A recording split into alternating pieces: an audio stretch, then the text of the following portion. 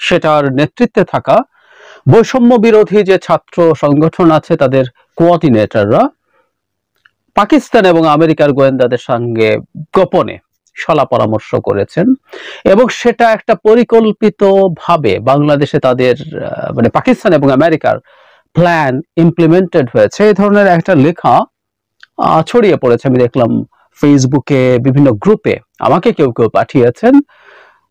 এটা ফ্যাক্ট যে সবাই এটা খুব বিশ্বাস করছে না, কিন্তু আমরা যেহেতু এটা নিয়ে কিছুটা কথা বলছি, আমার মনে হয় একটু কথা বলে রাখা ভালো। বিশেষ করে এই ভদ্রলোক যিনি এই লেখাটা লিখেছেন তাকে চিনিয়ে দেওয়া দরকার আছে। নর্থ ইস্ট নিউজ নামে একটা পোর্টালে, এই পোর্টালটা নিশ্চয়ই আমরা যারা খোঁজ খবর রাখি তারা দেখেছি গত নির্বাচনের আগে বেশ ভাইব্রেন্ট হয়ে গিয়েছিল। একের পর এক রিপোর্ট তারা লিখতে শুরু করেন এবং এই বিশেষ ব্যক্তি মিস্টার চন্দন নন্দী, আমরা এই পোর্টালে তার প্রোফাইলে যদি যাই, একদম পেছনে যদি চলে যাই, মানে আমেরিকা এটা করছে ওটা করছে, সজীবজের জয়ের এটা হয়েছে, বিমান বাহিনী প্রধানের এই হয়েছে, নানান রকম রিপোর্ট তারা তিনি ইনফ্যাক্ট করতে শুরু করেছিলেন। চন্দন নন্দী সম্পর্কে প্রথম আমরা অনেকে হয়তো তাকে কিছুটা গুরুত্বের সাথে নিয়েছিলাম, কারণ উনি মেইন স্ট্রিমে কাজ করা একজন জার্নালিস্ট, সুতরাং তাকে কিছুটা গুরুত্ব দিচ্ছিলেন। কিন্তু তাকে আদৌ আমরা গুরুত্ব দেব কিনা সেটার আগে আমি এই রিপোর্টটা সম্পর্কে একটু কথা বলি। হেডলাইনটা এরকম: Bangladesh students movement coordinators missed ISI US handlers in Pakistan, Dubai and Doha between April and September 2023। এখানে বিভিন্ন কোঅর্ডিনেটর ছবি দেওয়া আছে, দেখুন এদের কথা বলা আছে, এবং আরেকজন মাহফুজ আলম যিনি এখন চিফ অ্যাডভাইজারের বিশেষ সহকারী হয়েছেন তার নামও আছে।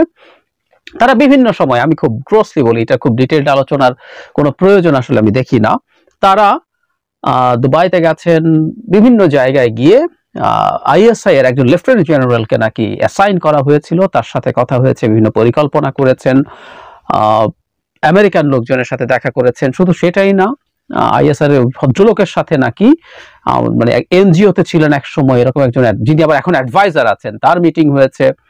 এদিকে আমেরিকানদের সাথে দফায় দফায় বৈঠক হয়েছে, নাম আছে এখানে ডক্টর আসিফ নজরুলের, যিনি এখন একজন অ্যাডভাইজার। এরকম নানান তথ্য আছে। শুধু সেটা না, তারা ট্রেনিং নিয়ে এসে নাকি বাংলাদেশে একটা অর্গানাইজেশন করেছে, করে ধাপে ধাপে তারা পাঠচক্র করেছে, করে ওখানে আস্তে আস্তে সবাইকে যোগ করার চেষ্টা করেছে। এর মধ্যে এটাও উল্লেখ আছে ছাত্র অধিকার পরিষদ যেটা ছিল, সেই পরিষদ থেকে বেরিয়ে গণতান্ত্রিক ছাত্র শক্তি তৈরি হয়েছে এবং সেটাতে আরো অনেকে মিলে একটা পাঠচক্র হয়েছে, এরকম নানান কথাবার্তা। শুধু সেটা না, এখানে ইসলামিক ফোর্স প্রচুর আছে, হিজবুত তাহরির, ইসলামী ছাত্র শিবির, তারা এখানে ইনভলভ হয়ে তারা এই মুভমেন্টটা করেছে। এবং মানে মূল আর্গুমেন্ট দুটো হচ্ছে, এটা একটা অর্গানাইজড অর্কেস্ট্রেটেড প্ল্যান্ড মুভমেন্ট, আরেকটা হচ্ছে এটার পেছনে মূলত ইসলামিস্টরা আছে। এই দুটো আর্গুমেন্ট তারা আনার চেষ্টা করেছেন এখানে, এবং তারা এটা এস্টাবলিশ করার জন্য, আমি আবারও বলছি, আমি গুরুত্ব দিতে চাই না, আপনাদের যাদের আগ্রহ আছে একটু পড়ে নেবেন। এখানে বলা হচ্ছে যে ভারত ঠিক মতো প্রথম দিকে বুঝতে পারে নাই, পরবর্তীতে অনেকগুলো জিনিসকে তারা একত্র করে তারা বুঝতে পেরেছে ব্যাপারে এরকম, এবং পুলিশের সূত্র এসব রিপোর্টে যা লিখতে হয় সেগুলো আছে। এমনকি যারা হারুন রশিদ, আমাদের ডিবি হারুন যে 6 জনকে ধরে নিয়ে গিয়েছিল, এটাও নাকি এই কারণে ডিবি হারুন তখন তথ্য পেয়ে গিয়েছিল যে তারা এটা করেছে গেছে, তাদের কাছ থেকে তথ্য বের করার জন্যই নাকি ডিবি হারুন তাদেরকে ধরে নিয়ে গেছে। তাহলে যেটা বলছিলাম যে দুটো আর্গুমেন্ট আছে, একটা হচ্ছে এটা একটা অর্গানাইজড অর্কেস্ট্রেটেড প্ল্যান্ড একটা মুভমেন্ট, এবং এটার মূলত ইসলামিস্টরা করেছেন। চন্দন নদীর আলাপে আসবো, তার আগে এই দুটো ব্যাপারে একটু কথা বলে রাখা ভালো। এই দুটো কথা টু সাম এক্সটেন্ট দেশের ভেতরে বাইরে হচ্ছে। আমি একটা ভিডিও করেছি, আপনাদের দেখার কথা, যারা দেখেছেন রেগুলারলি আমাকে দেখেন তারা দেখেছেন। সেটা হলো, ওই ভিডিওতে আমি আর্গু করার চেষ্টা করেছি কোনোভাবেই এই মুভমেন্ট আসলে প্ল্যান্ড অর্কেস্ট্রেটেড হতে পারে না। দীর্ঘ একটা ভিডিও, 24-25 মিনিট। সো এটা ক্লেম যা যদি করা হয় যে কোনোখান থেকে, দেশের ভেতর থেকে যদি বাইরে থেকে হয়ে থাকে, আমি খুব স্ট্রংলি ডিসঅ্যাগ্রি করি। আমি বলেছিলাম সাকসেস হ্যাজ মেনি ফাদার্স। একটা সফল গণ অভ্যুত্থানের পর এটার কৃতিত্ব অনেক, এটার পিতা অনেকেই হতে চাইবেন, এটাই নিয়ম, এটা হয়। Failure is an often. Fail করলে তখন আর দেখা যেত এই অর্কেস্ট্রেটেড প্ল্যান ইত্যাদি আসতো না। সো এটা ভুল। এটার আরেকটা চেষ্টা বিশেষ করে ভারতের দিক থেকে আছে, সেটা হলো এটা ইসলামিস্টরা করেছে। একেবারে প্রথম আমাদের গণঅভ্যুত্থানে আমরা সফল হওয়ার পর, শেখ হাসিনা পালিয়ে যাওয়ার পর এই আর্গুমেন্টটাই সামনে আনা হয়েছে। ইসলামিস্টরা করেছেন, তাদের নানা রকম কিছু দেখিয়ে তারা বোঝানোর চেষ্টা করেছেন, একেবারে ফালতু ভাবে হিন্দুদের উপর আক্রমণ, মূর্তি ভাঙছে ইত্যাদি ইত্যাদি করে, এগুলো আমরা ডিবাঙ্ক করেছি। কিন্তু সেই একই আলাপ এখানেও দেখা যাচ্ছে। এবং আমিও বাংলাদেশের মুভমেন্টে কি ছাত্র শিবির ছিল না? গণঅভ্যুত্থানে ছিল, ছাত্র দল ছিল, জামায়াত ছিল, বিএনপি ছিল, সব মানুষ ছিল, ছাত্ররা ছিল। সামনে থেকে নিশ্চিতভাবেই ঝুঁকি নিয়ে নেতৃত্ব দিয়েছে যে বৈষম্য বিরোধী ছাত্র আন্দোলন, তারা, তাদের কোঅর্ডিনেটররা, তারা জীবনের ঝুঁকি দিয়েছেন, কোনো সন্দেহ নেই। আমরা জনাব নাহিদকে, এখন উপদেষ্টা আছেন, তাকে তুলে নিয়ে গিয়ে কিরকম অত্যাচার করা হয়েছে, ক্লিয়ার সাইন আমাদের সামনে আছে। এগুলো সব হয়েছে, কিন্তু সব মানুষের মধ্যে ছিল। কিন্তু এটা স্পেসিফিকলি ওই মানুষগুলো, ইসলামিস্টরাই এটার মূল কেন্দ্রে ছিলেন, মূল নেতৃত্বে ছিলেন। এই আর্গুমেন্টগুলো একেবারেই ভুল। কিন্তু যে কথাটা বলছিলাম, চন্দন নন্দীকে আসলে এই ভিডিও করার উদ্দেশ্য হচ্ছে চন্দন নন্দীকে একটু চিনিয়ে দেয়া। আমরা কেউ কেউ হয়তো পরবর্তীতে, আমাদের অনেকগুলো পোর্টাল আছে যারা এগুলোকে বাংলা করে দিয়ে দেন, আগেও দেখেছি। সুতরাং আমরা সতর্ক করার জন্য মূলত এই ভিডিও, এবং এই ভদ্রলোককে আসলে আর পাত্তা দেওয়ার কিছু নেই। আমরা প্রিভিয়াস ভিডিওগুলোতে, মানে তার লেখাগুলোতে যদি যাই, আমরা দেখব সেখানে মানে এই সরকারের মহা ঝামেলা হয়ে যাচ্ছে, সব শেষ হয়ে যাচ্ছে। মানে সরকারের ডেফিনেটলি কোনো না কোনো সংকট ছিল, অনেক সংকট ছিল, আমেরিকা স্টেপস নিচ্ছিল, ইউরোপ নানা রকম প্রেসার দিচ্ছিল, সেগুলোর এক ধরনের লজিক্যাল ইন্টারপ্রিটেশন আমরা করতে পারি যেটা সরকারকে ঝামেলায় ফেলবে। ইকোনমিক ক্রাইসিসের মধ্যে এগুলো কি ইম্প্যাক্ট ফেলবে, এই আলোচনাগুলো হতেই পারত। কিন্তু উনি একেবারে মিথ্যা তথ্য দিয়ে অনেকগুলো রিপোর্ট করেছেন, একেবারে মিথ্যা তথ্য, যে কেউ পেছনে গিয়ে দেখে আসতে পারেন। তো এই ঘটনাগুলো যখন ঘটলো, বহু সবাই মিথ্যা তথ্যের কিছুদিনের মধ্যে দেখা গেল এটা মিথ্যা তথ্য ছিল। মানে আমরা বলি না যে মাঝে মাঝে ফেসবুকে কেউ জেনে না জেনে কতগুলো গুজব ছড়িয়ে দেয়, এই ভদ্রলোক এই পোর্টালের মধ্যে বসে ওই সময় কাজগুলো করেছেন। তাহলে ওই সময় কাজগুলো করে আসলে উদ্দেশ্য কি ছিল, মোটিভ কি ছিল? অ্যাপারেন্টলি মনে হচ্ছে যারা সরকার বিরোধী মুভমেন্ট করছে তাদের খুব সাহায্য হচ্ছে। উত্তর হচ্ছে না। একটা মিথ্যা তথ্য দিয়ে মানুষের মধ্যে মিথ্যা প্রত্যাশা বা কনফিডেন্স তৈরি করা কিন্তু আদতে সরকারকে সাহায্য করেছিল। কারণ মানুষের মধ্যে এক ধরনের ল্যাথার্জি চলে আসতে পারে, মানুষ মনে করতে পারে সরকার তো এমনি খুব খারাপ অবস্থায় চলে গেছে, আর খুব বেশি চিন্তা করার কি আছে, ইত্যাদি ইত্যাদি। ফলে ওই সময় উনি সরকারের পারপাস সার্ভ করেছেন বলে আমি মনে করি।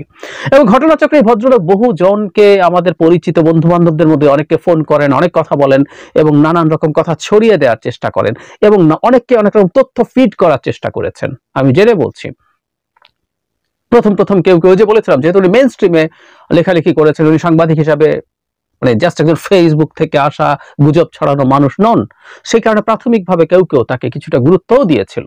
এবং এই গুরুত্ব দিয়ে পরবর্তীতে সবাই কিন্তু বুঝলেন যে উনি একেবারেই ফালতু কথা বলেন, ফালতু কথা লেখেন। এবং আপনারা কেউ ব্যাকে যেতে থাকেন, দেখবেন এই সরকারের পতনের পরও কতগুলো লেখা, নির্বাচনের পর, মানে উনি এখন বাংলাদেশ নিয়েই মূলত লেখেন, ওনার এর বাইরে আসলে কোনো লেখা টেখা নাই।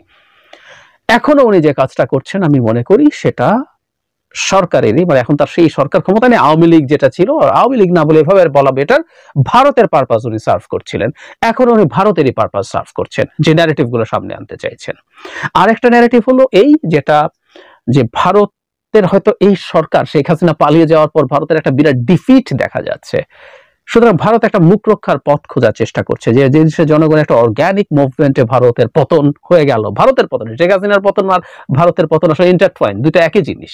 ভারতের পতন হয়ে গেল, সেটা তারা নিতে পারছে না। সুতরাং ভারতের এই ন্যারেটিভটাও দেওয়া দরকার যে এটা আদতে আমেরিকা এবং পাকিস্তানের পেট্রোনাইজড একটা মুভমেন্ট, সেই মুভমেন্টে ভারতকে যেতে হয়েছে। যদিও এটা ভারতের সম্মান রক্ষা করে কিনা আমি জানি না। ভারত এই দেশে এত নাকি পেনিট্রেশন আছে, র এর নাকি এত কিছু আছে, মিলিটারিতে, পুলিশে, সব জায়গায় র র শুনতে শুনতে শেষ। টু সাম এক্সটেন্ট হয়তো আছেও। শুনেছি তারা নাকি এই দেশে দালালি টালালিতে জড়িয়ে পড়েছে, রেড সিকিং এ, তদবিরবাজিতে জড়িয়ে পড়েছে, কুড বি, কিন্তু তারাও তো ডিফিটেড হয়েছে। সুতরাং তারা আইএসআই এর কাছে, যদি এখানে মূলত আইএসআই, এই রিপোর্টে মূলত আইএসআই কে দেখানো হয়েছে যে তাদের মাস্টার প্ল্যান এই সব কিছু হয়েছে, যদি সেটা হয়ে থাকে, মানে আইএসআই এর কাছে র ডিফিটেড হয়েছে, এটাও ইন্ডিয়ান ন্যারেটিভে খুব ভালো কিছু হয় না। কিন্তু যে বললাম, জনগণ এরকম একটা আপরাইজিং করে সব ফেলে দিয়েছে, সেই তুলনায় একটা অর্গানাইজ স্ট্রাকচার্ড গোয়েন্দা সংস্থা আইএসআই, সিআইএ, এদের মাস্টার প্ল্যান হয়েছে, সেই মাস্টার প্ল্যানে তাদের এই ক্ষতি হয়েছে বলে তারা মনে করছে।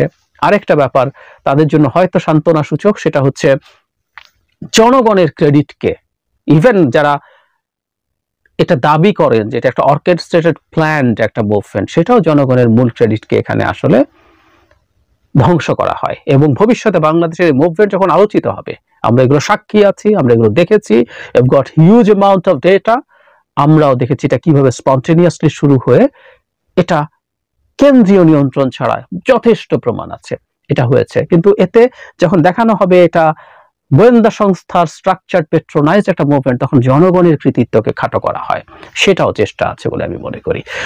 বটম লাইন হচ্ছে চন্দন নন্দী আরো এরকম যাতা আরো লিখে যাবেন, এবং সেটা অবশ্যই এদেশের জনগণের বিরুদ্ধে ভারতের পক্ষ হয়ে উনি লিখবেন। অনেক অনেক লেখাকে অ্যাপারেন্টলি মনে হবে জনগণের পক্ষে আছে, আদতে একেবারেই মিথ্যে কথা। সো আমরা যেন সতর্ক থাকি, কারণ আমি ভেবেছিলাম যে এনাকে আমরা একেবারে পাত্তা টাত্তা দিচ্ছি না, আমরা কেউ কেউ হয়তো কিছুটা দিচ্ছি। এই ভিডিওর পর আমি আশা করি যারা শুনবেন তারা এই ভদ্রলোককে, সেটা তার ইংরেজি ভার্সনে হোক, দেশে প্রচুর পোর্টাল আছে, খুব দায়িত্বশীল পোর্টাল না, অনেকেই এগুলো ট্রান্সলেট করে ছড়িয়ে দেবেন, এবং আমরা অনেকেই কোনো পোর্টালে কিছু পেলেই এক ধরনের বিশ্বাস করার টেন্ডেন্সি আছে। আমরা যাতে এই ভদ্রলোককে একেবারে ফালতু গুজব ছড়িয়ে বেড়ায় এরকম একজন মানুষ হিসেবে মনে রাখি।